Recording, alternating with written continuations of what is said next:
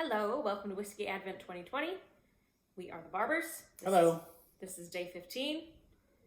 And we have our first and I think only in our collection, an American single malt.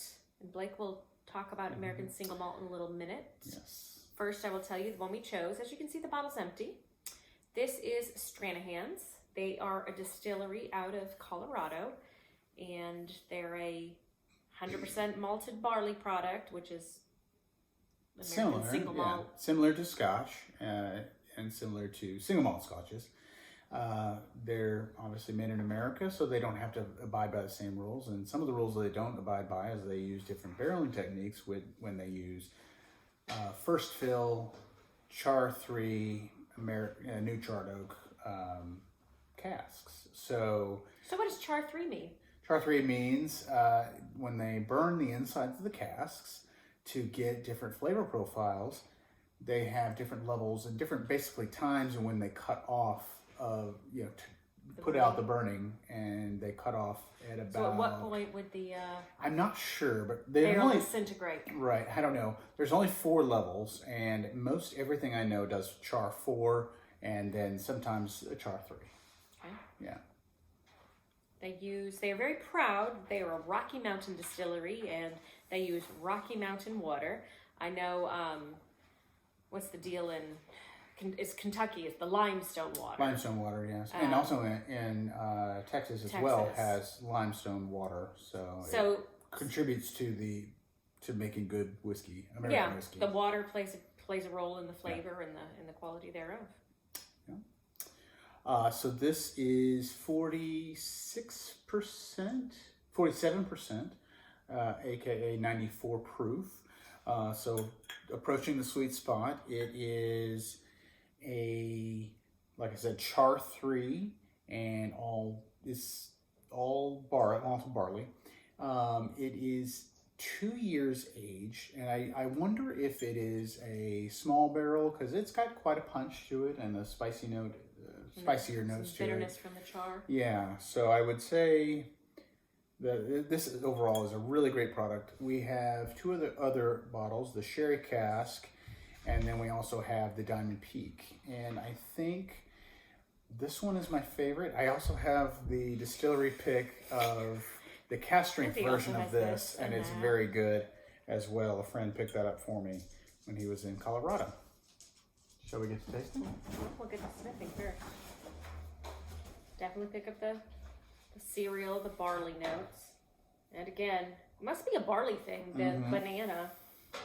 I'm not getting full bananas Foster because I'm not getting like sweet and caramelization. It's more like just straight up like grape nuts with sliced bananas on it. So breakfast. I get a toffee note, which is interesting, and it's hidden behind the banana. The banana is very strong, but I get a toffee note, and I also get a little bit of coffee and a milk chocolate, which is reminiscent of some other American single malts that I really like. I really like the Westland Distillery in Seattle that makes American single malts, but they're my absolute favorite distillery. Yeah, I'm not getting, well, no, I am getting a little sweetness. Now it's kind of sat in my palate there for a sec. Definitely get the char. Definitely a little oily. Definitely got a good linger. Yeah. Very pleasant. A little numbing on the tongue. A little spice. Lots of sweetness. Lots of bitterness and some sweetness. I'm trying to figure out what kind of sweetness here. It's not a caramel syrup sweetness. It's not a maple syrup sweetness. Is it a honey sweetness? Or is it just a ripe banana sweetness? I don't know. It mixes with the bitter really well. And it lingers a long time, which is what I really love about this. Especially being only aged for 2 years, this is a solid product. Now, you tried their Diamond Peak the other day, and you weren't too impressed. Could have been the other things we were sampling. Sampled some strong things before it, so. Yeah. The thing is with these American single malts, they're more like the Speyside whiskeys. And pardon our dog back there making strange noises. they're subtle. They're kind of like some Irish whiskeys to a degree.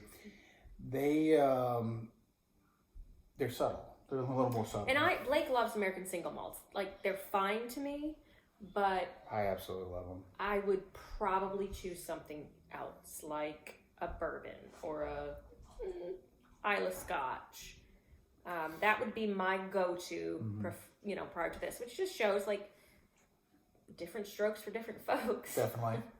And I think the reason it's I not like bad. It's just that he really, really loves American single malts, and they're too many good. Nothing wrong with them. Is it a relatively new market? They're a new, very new thing, and there's not too many of them out there. So I really, it's hard. Sometimes like they're hard to find. There's not many of them out there.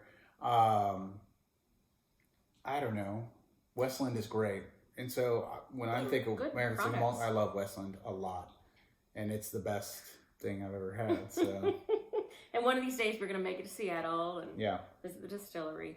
No, I would just choose, if I wanted something like this, I would choose a Scotch and I'd choose a peaty Isla Scotch. Otherwise, I'd probably go for bourbon. Yeah. Bold flavors. Bold flavor.